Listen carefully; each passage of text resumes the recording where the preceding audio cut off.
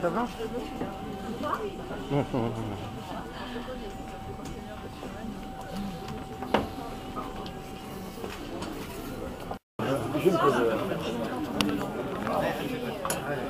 C'est la banque de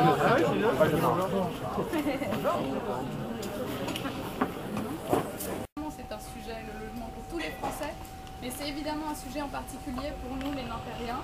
Un sujet parce qu'aujourd'hui on a un choix politique à faire dans cette ville. Plus de logement social d'un côté, toujours plus de logement social ou plus de mixité, plus une belle ville comme Nanterre, une ville qui soit mixte, qui soit plus belle et qui soit... Mais en tout cas, merci Monsieur le ministre de venir. Alors, le logement à Nanterre, pour devenir une agglomération qui compte en Ile-de-France. Il y a une date importante, c'est la... Les populaires se réunissent à la brasserie de l'Union et je crois que c'est ici que démarrera la fin du communisme à Nanterre. En tout cas, c'est ce que je veux croire. Avec l'ensemble des conseillers généraux, c'était une réunion dynamique, et qui disent le logement social c'est très bien, mais surtout pas chez moi. Et donc, vous avez en face de ça des maires qui politiquement ne sont pas de la même couleur, communistes ici par exemple, et qui disent moi je prends tout parce que politiquement ça m'intéresse. Ou 5 ans, ou 20 ans, peu importe. Et deux, que vous avez des revenus modestes, et donc pour éviter que d'ailleurs vous ayez un petit problème, c'est fixé comme priorité politique en matière de politique du logement que les locataires HLM deviennent propriétaires de leurs logements sociaux. Voilà ce que fait la CGT au niveau national. Peut-être que nos amis communistes ici à Nanterre, qui se revendiquent à rembourser les choses. Donc c'est un vrai projet de vie.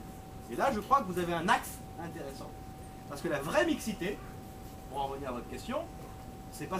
Pour autant, c'est pas moins de logements sociaux. Non, mais... 25% du parc social existant assuré d'aujourd'hui. Et ça, c'est pour moi une vraie politique municipale qui consiste à dire, nous, on n'est pas contre le logement social. Surtout pas. Évidemment, il faut du logement social. Moi, ce que je voudrais dire d'abord, Benoît l'a dit, ou en filigrane, ou plus directement, je crois que c'est qu'à l'UMP, on n'a rien contre le logement social.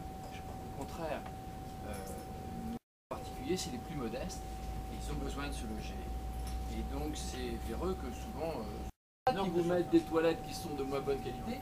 Et c'est vrai qu'aujourd'hui, on a des logements sociaux de très bonne. De Suresnes et de Nanterre, et pour qui donc Nanterre est un combat également. Question, qu'est-ce que vous avez fait à Suresnes? Chaque ville Il a sa propre histoire. C'est bien qu'il y ait quelque chose qu'il ne connaît pas. Chaque ville a sa propre histoire et on ne peut pas plaquer, inspirer pour l'adapter à la réalité locale. Nous, à Suresnes, on a trouvé, quand j'ai été élu pour la première fois en 1983, je ne suis pas 67% au premier tour, mais enfin, ça fait 37% de logements sociaux.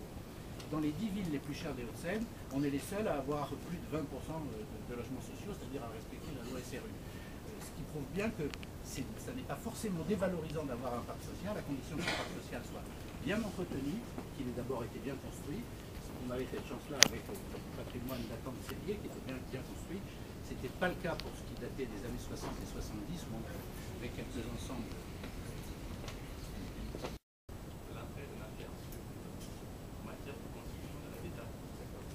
Les étudiants, d'habitude je parle trop fort, alors qu'est-ce qui va devenir en fait les logements Entendu, moi, dans ce que vous avez dit, on a beaucoup parlé de libéralisme et de liberté.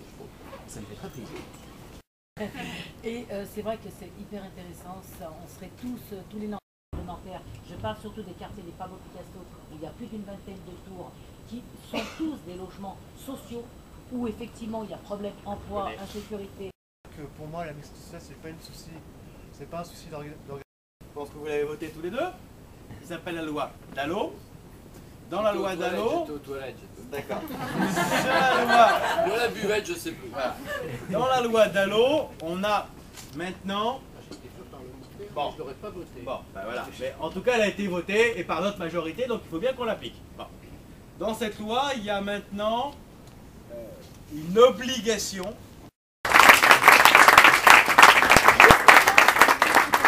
Juste un mot pour vous dire qu'il y a un pot à boire offert par l'UMP 92 et qu'il reste quelques dates pour ceux qui nous ont fait l'amitié de rompre le jeûne pendant cette soirée-là. Donc merci à vous tous et merci.